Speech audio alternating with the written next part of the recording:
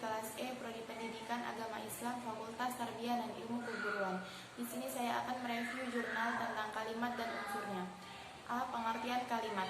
Kalimat adalah satuan sintaksis yang disusun dari konstituen dasar yang biasanya berupa klausa dilengkapi dengan konjungsi bila diperlukan, disertai dengan intonasi final. Selain itu, pengertian kalimat juga mempunyai peran yang sangat penting dalam sebuah komunikasi.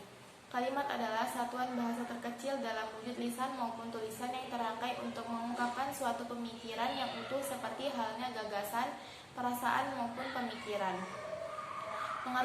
Pengertian kalimat menurut para ahli. Menurut Krida Laksana, mengemukakan bahwa kalimat sebagai satuan bahasa yang secara relatif berdiri sendiri, mempunyai pola intonasi final dan secara aktual maupun potensial terdiri dari klausa bebas yang menjadi bagian kognitif percakapan, satuan proposisi yang merupakan gabungan klausa atau merupakan satu klausa yang membentuk satuan bebas, jawaban minimal, seruan, salam, dan sebagainya.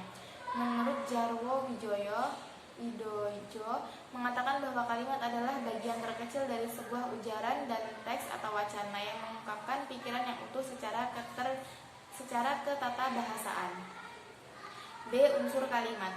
Suatu pernyataan merupakan kalimat jika di dalam pernyataan itu sekurang-kurangnya terdapat predikat dan subjek, baik disertai objek, pelengkap atau keterangan maupun tidak, bergantung kepada tipe verba predikat kalimat tersebut. Dalam bentuk lisan, unsur subjek dan predikat itu dipisahkan jeda yang ditandai oleh pergantian intonasi. Relasi antara kedua unsur ini dinamakan relasi predikatif, yaitu relasi yang memperlihatkan hubungan subjek dan predikat. Sebaliknya, suatu unsur disebut frasa jika unsur itu terdiri dari dua kata atau lebih, tidak terdapat predikat di dalamnya, dan satu dari kata-kata itu sebagai inti serta yang lainnya sebagai pewatas atau penjelas.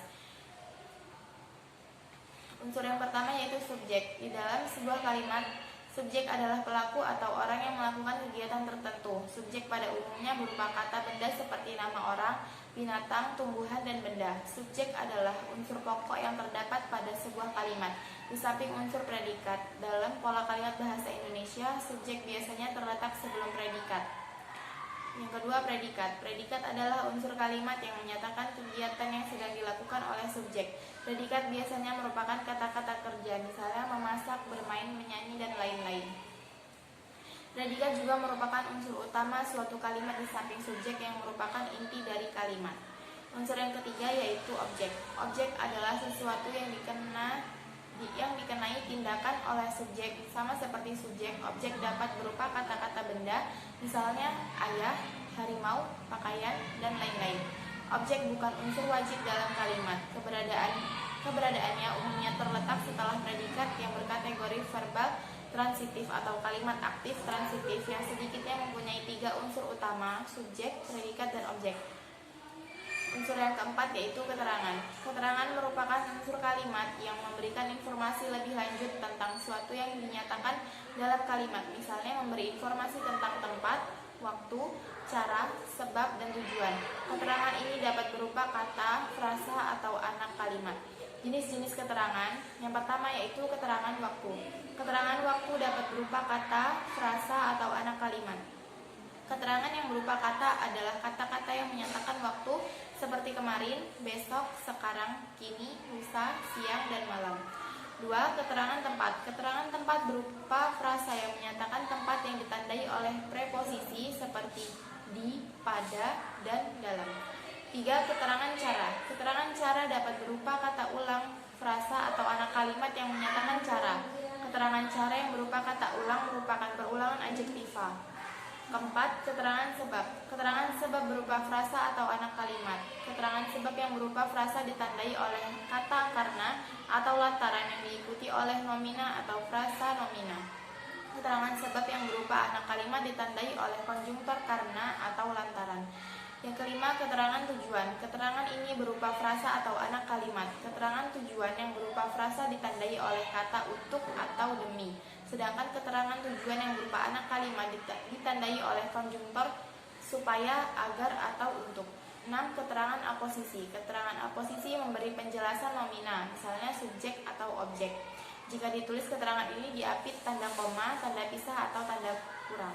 7. Keterangan tambahan. Keterangan tambahan memberi penjelasan nomina atau subjek ataupun objek, tetapi berbeda dari keterangan aposisi. 8. Keterangan pewatas. Keterangan pewatas memberikan pembatas nomina, misalnya subjek, predikat, objek, keterangan, atau pelengkap. Unsur yang terakhir yaitu pelengkap. Pelengkap adalah unsur kalimat yang fungsinya seperti objek, tetapi yang membedakannya adalah pelengkap tidak bisa dirubah menjadi subjek pada kalimat pasif. Pelengkap biasanya terletak setelah predikat atau objek. Pelengkap dan objek memiliki kesamaan. Kesamaan pada kedua unsur kalimat ini adalah bersifat wajib ada karena melengkapi makna verba predikat kalimat, menempati posisi di belakang predikat dan tidak didahului preposisi. Perbedaannya terletak pada kalimat pasif. Pelengkap tidak menjadi subjek dalam kalimat pasif. Jika terdapat objek dan pelengkap dalam kalimat aktif, objeklah yang menjadi subjek kalimat pasif, bukan pelengkap. Jenis-jenis kalimat menurut fungsinya dibagi menjadi 5, yaitu 1. Kalimat pernyataan merupakan jenis kalimat yang digunakan untuk menyatakan sesuatu atau maksud.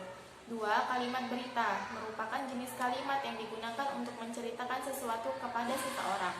3. Kalimat perintah merupakan jenis kalimat yang digunakan untuk memberikan perintah kepada seseorang. 4. Kalimat tanya merupakan jenis kalimat yang digunakan untuk menanyakan sesuatu kepada seseorang. 5. Kalimat seruan merupakan jenis kalimat yang digunakan untuk memberikan seruan kepada seseorang.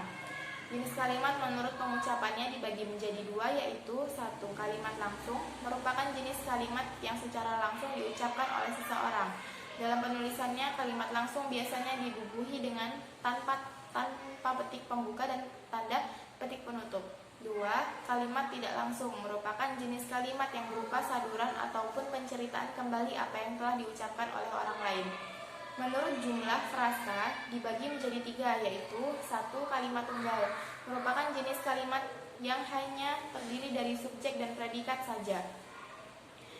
Kalimat majemuk setara merupakan jenis kalimat yang terdiri dari beberapa kalimat dasar yang memiliki kedudukan yang setara, dan kalimat majemuk biasanya disusun dari beberapa kalimat tunggal, seperti Gading sedang membaca buku bahasa Indonesia. 2. Kalimat majemuk bertingkat merupakan jenis kalimat majemuk yang terdiri atas 2 atau lebih susunan kalimat tunggal yang memiliki kedudukan yang berbeda. 3. Kalimat majemuk campuran merupakan jenis kalimat yang disusun atas gabungan kalimat majemuk setara dengan kalimat majemuk bertingkat. Berdasarkan isi atau informasinya, kalimat dibagi menjadi 5, yaitu 1. Kalimat berita. Kalimat berita merupakan kalimat yang digunakan untuk memberikan informasi sesuatu. 2. Kalimat tanya. Kalimat tanya mengharapkan jawaban sebagai respon atau reaksi pemberitahuan informasi yang diharapkan, biasanya diakhiri dengan tanda tanya. 3. Kalimat perintah, yaitu kalimat yang bertujuan untuk menginstruksikan seseorang untuk melakukan sesuatu. Kalimat perintah pada umumnya diakhiri dengan tanda seru, tetapi jika di kata langsung atau lisannya biasanya ditandai dengan intonasi tinggi. 4. Kalimat ajakan. Kalimat ajakan ialah kalimat yang memancing minat lawan bicara. 5. Kalimat pengandaian. Kalimat pengandaian biasanya menggambarkan keinginan atau tujuan dari penulis atau pembicara yang belum atau tidak kesampaian. Berdasarkan diatesis kalimat dibagi menjadi 2, yaitu 1. Kalimat aktif, kalimat yang subjeknya langsung melakukan pekerjaan terhadap objeknya. Kata kerja kalimat aktif pada umumnya ditandai oleh awalan me. Akan tetapi tidak sedikit kalimat aktif yang predikatnya tidak disertai imbuhan tersebut, misal makan dan minum. 2. Kalimat pasif. Pada umumnya kalimat pasif kata kerjanya cenderung menggunakan kata di atau ter. Berdasarkan urutan kata, kalimat dibagi menjadi 4, yaitu 1. Kalimat normal ialah kalimat yang subjeknya mendahului predikatnya, kalimat yang berpola dasar. 2. Kalimat inverse. Kalimat ini merupakan kebalikan dari kalimat normal, di mana predikatnya mendahului objek. 3. Kalimat minor, yaitu kalimat yang mempunyai satu inti fungsi gramatikalnya. Bentuk kalimat minor seperti kalimat tambahan, kalimat jawaban, kalimat salam, panggilan, maupun judul. 4. Kalimat mayor, hanya mempunyai subjek dan predikat. Objek adalah pelengkap dan keterangan boleh ditambahkan sesuka hati, sama seperti pola dasar pertama. 6. Berdasarkan struktur gramatikalnya, yaitu ada kalimat tunggal, hanya mempunyai subjek dan predikat. Jika Jika dilihat dari unsur penyusunnya, kalimat yang panjang dalam bahasa Indonesia dapat dikembalikan ke bentuk dasar yang sederhana. 7. Berdasarkan unsur kalimat dibagi menjadi 2, yaitu 1. Kalimat lengkap. Kalimat lengkap mengikuti pola dasar dari kalimat baik yang sudah dikembangkan maupun belum, dan penggunaan unsur-unsurnya jelas sehingga mudah dipahami. 2. Kalimat tidak lengkap. Kalimat yang satu ini tidak sempurna karena hanya mempunyai salah satu dari unsurnya saja. Biasanya kalimat ini berupa semboyan, salam, perintah, pertanyaan, ajakan, jawaban, dan sebagainya. 8. Berdasarkan pengucapan dibagi menjadi 2, yaitu 1. Kalimat langsung, yaitu kalimat yang secara detail meniru sesuatu yang diujarkan orang lain. 2. Kalimat tak langsung, yaitu kalimat yang melaporkan kembali kalimat yang diujarkan orang lain dan kutipan dalam kalimatnya semuanya berbentuk berita. Sekian, terima kasih. Wassalamualaikum warahmatullahi wabarakatuh.